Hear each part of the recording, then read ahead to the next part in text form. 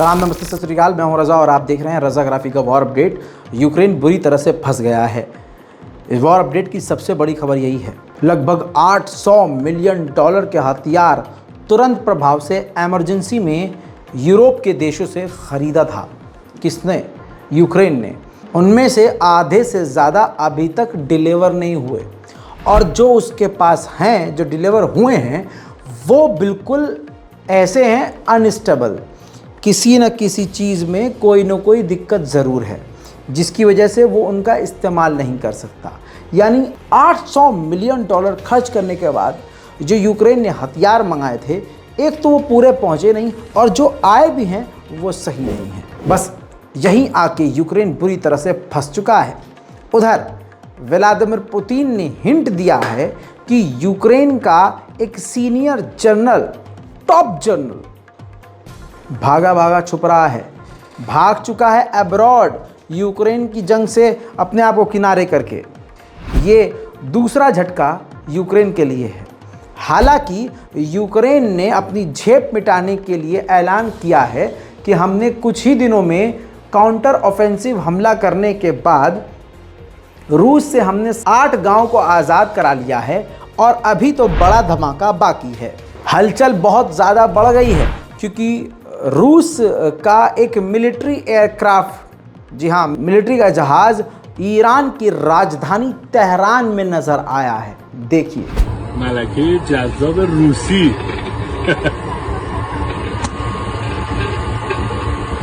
माशाअल्लाह, مال خود روسیه هم هست کپتین. این تیل نمبرش روسیه. ما هم دستتون میدیم. لندینگ لایت هم خاموشش هم میکنیم برام.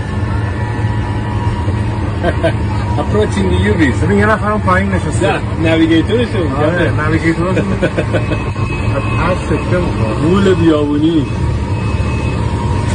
موقع لندینگ نویگیتوراشون خیلی ویو باحالی دارن.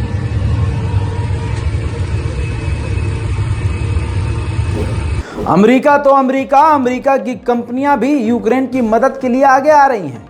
Fighter jet और हथियार बनाने वाली अमेरिकी कंपनी लॉकहीड मार्टिन ने पूरी दुनिया के सामने ऐलान किया है कि कोई भी अगर देश अपना F-16 विमान यूक्रेन को देता है, तो हम यूक्रेन के सैनिकों को उस विमान को उड़ाने की और उस विमान का ख्याल रखने की पूरी ट्रेनिंग देंगे, और हम भी उस फाइटर जेट का ध्यान रखेंगे। उधर मैदान जंग में यूक्रेन के सैनिक एक यूक्रेनियन घर में जैसे ही घुसे, अपने आप को बचाने के लिए उधर से रूस के टैंकों ने उन पर बमबारी कर डाली। Гражданский є! Кидаю гранату! Гражданский!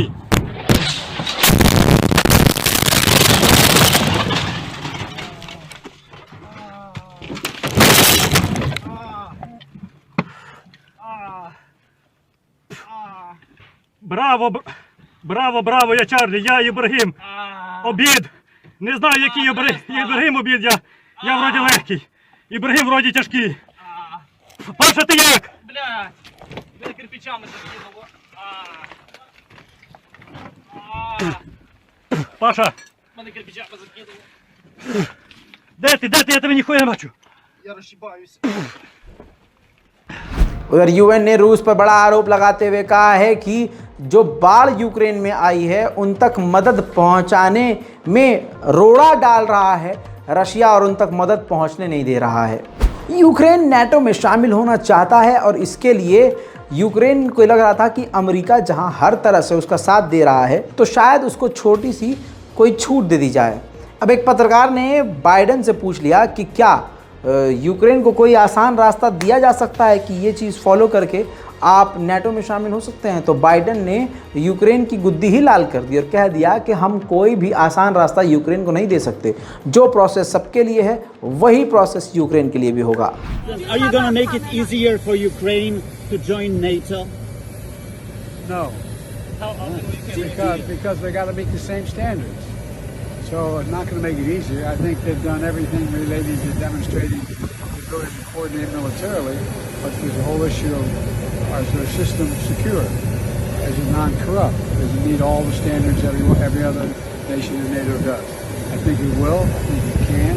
But not automatic. इसके अलावा दोस्तों बड़ी खबर ये आ रही है कि इजराइल पहुंची हुई हैं जेलेंस्की यानी यूक्रेन के राष्ट्रपति की पत्नी जो हैं इस वक्त माफ़ कीजिएगा हथियार पैसा मदद मांगने के लिए यूक्रेन पहुंची हैं। उधर रूस ने यूक्रेन के खैरसन के इलाके में ज़बरदस्त बमबारी कर डाली है।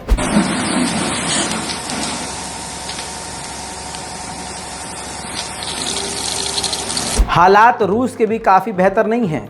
रूस के डिफेंस मिनिस्टर ने अब साफ आगे कह दिया है, क्लियर कट कहा है कि हमें यूक्रेन के इलाके में और भी ज़्यादा टैंकों की ज़रूरत है। ब्रिटेन का सबसे ख़तरनाक चैलेंजर 2 टैंक इस वक्त मैदान जंग में यूक्रेन में नज़र आ रहा है। ये तस्वीर देखिए दोस्तों, एडवांस टैंक है। ऐसा लग रहा है कि ये किसी हॉलीवुड फिल्म का कोई पीस हो, लेकिन ये ख़तरनाक चैलेंजर 2 टैंक है जो पहला बैच पहुंच चुका है यूक्रेन में रूस के खिलाफ। देखिए, शैतान का मुंह खुलकर सामने आ गया है।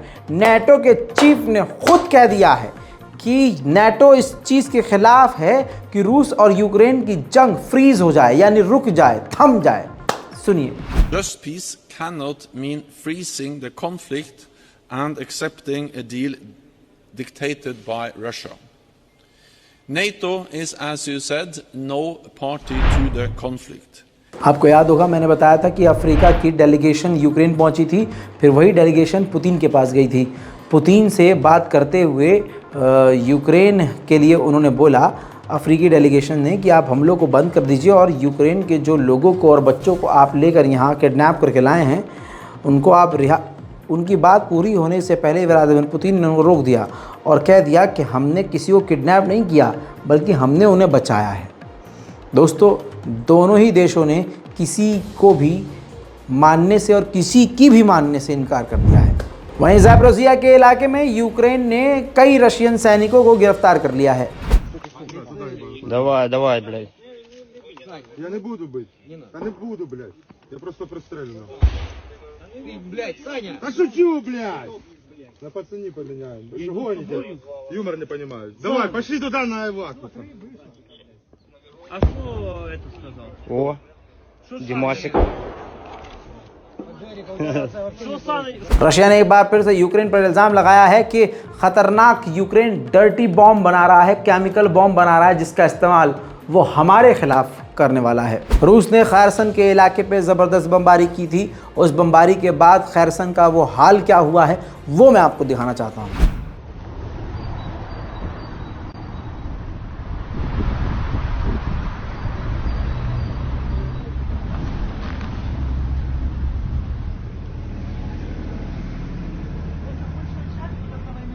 О 3:15 мені зателефонував персонал, що стався приліт у газову розподільчу колонку, що сталася пожежа.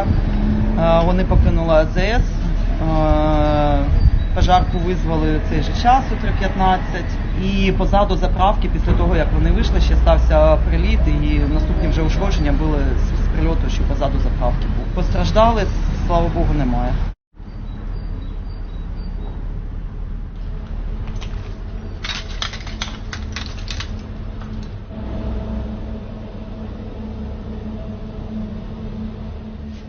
यूक्रेन के प्रेसिडेंटल ऑफिस के हेड ने ये बात कही कि रशिया जब तक यूक्रेन के इलाके से पीछे नहीं हट जाएगा, पुतिन से कोई भी बात नहीं की जाएगी। Україна ніколи не піде на жодні компроміси, що стосуються територіальної цілісності нашої країни. Жодних перемовин з росіянами до того моменту, коли тут перебувають їхні війська, не буде. उधर रूस की राजधानी मॉस्को के मैकेनिकल प्लांट पर आग लग गई है।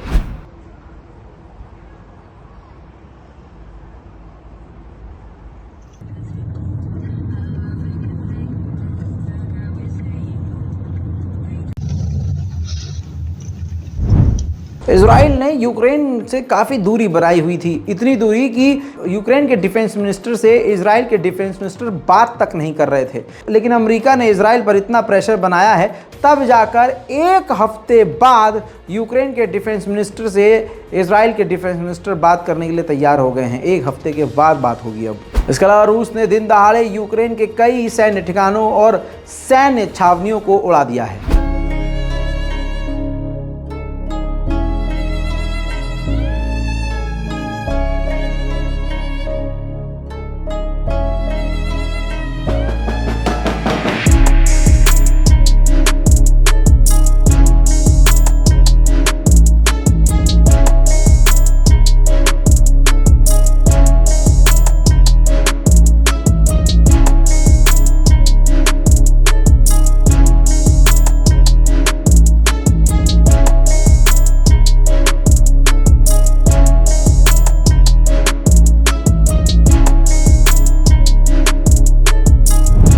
उधर बड़ी खबर आ रही है कि व्लादिमीर पुतिन ने कहा है कि हमने अमेरिकी 5 पैट्रियट डिफेंस सिस्टम को तबाह किया है, जबकि यूक्रेन ने इस खबर को झुटला दिया और कहा कि हमारा कोई भी पैट्रियट सिस्टम बेकार नहीं हुआ है। उधर खैरसन के इलाके में ही रूस का जो हथियार खाना था उसको भी यूक्रेन ने तबाह कर दिया। तबाही के बाद का मंजर मैं दिखाने वाला हूँ। रूस का ये बड़ा नुकसान है। На данный момент там, где было полностью БК, все полностью.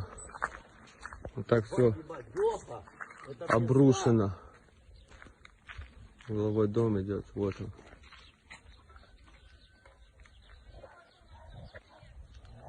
Все, просто в пух и прах. उधर ज़मीन के नीचे जो बम बिछा रखा था रशिया ने, माइंस, एक अमेरिका के ट्रांसपोर्ट व्हीकल से, जिससे एक हथियार दूसरी जगह ट्रांसफ़र किया जाता है, यूक्रेन उस अमेरिकी व्हीकल का इस्तेमाल कर रहा था। रूस के उस बम के चक्रव्यूह में फंस गया और ब्लास्ट हो गया।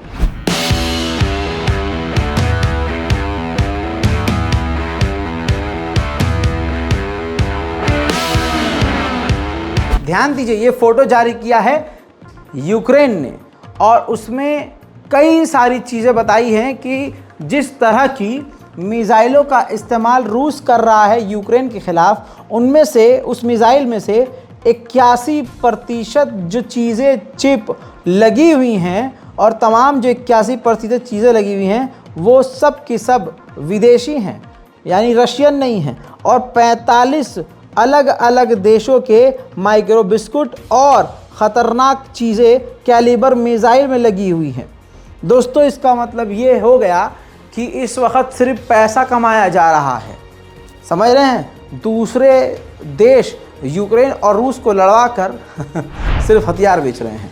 यूक्रेन के मिनिस्टर ने साफ कहा है कि वेस्ट की ये हिपोक्रेसी है, दोगलापन है कि हमें तो हथियार दे ही रहे हैं, लेकिन साथ ही साथ वो रूस पर जो पाबंदी उन्होंने लगाई है उस पाबंदी को बाईपास भी कर रहे हैं। यानी अगर पाबंदी लगाई है कि रशिया, आप ईरान के रास्ते नहीं जा सकते, तो वो ईरान के रास्ते नहीं जा रहे हैं, बल्कि वो किसी और देश के रास्ते जा रहे हैं, लेकिन जा रहे हैं। रूस के इलाके में, जो यूक्रेन का इलाका है जिस पर रूस का कब्जा है, खार्किव, वहाँ पर यूक्रेन ने ज़बरदस्त बमबारी की है।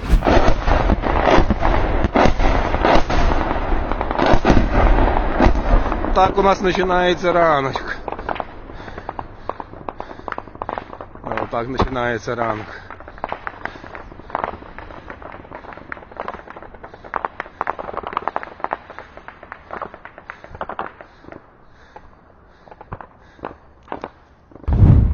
रशिया ने अपने भगोड़ों देशवासियों से कहा है कि कोई भी दुनिया की सरजमीन आपकी ज़मीन नहीं बन सकती, आपका वतन नहीं बन सकता, तो आप जितनी जल्दी हो सके रशिया वापस आ जाओ। इसके अलावा रूस के कई अड्डों को यूक्रेन ने ड्रोन के ज़रिए उड़ा दिया है।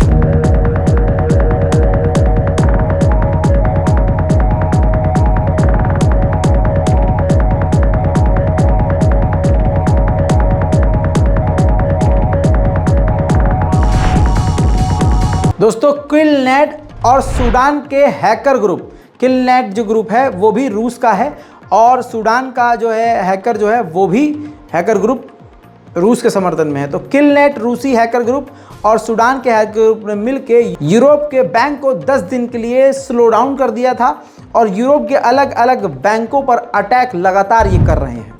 रूस और यूक्रेन की तमाम ताज़ा जानकारियों में आज और अभी के लिए इतना ही। इस रिपोर्ट को दबाकर शेयर कीजिए। अगर आप हमारे चैनल पर नए हैं तो जल्दी से सब्सक्राइब बटन दबाकर हमारे चैनल को सब्सक्राइब कर लें। मैं हूं रज़ा और आप देख रहे थे रज़ाग्राफी। जय हिंद।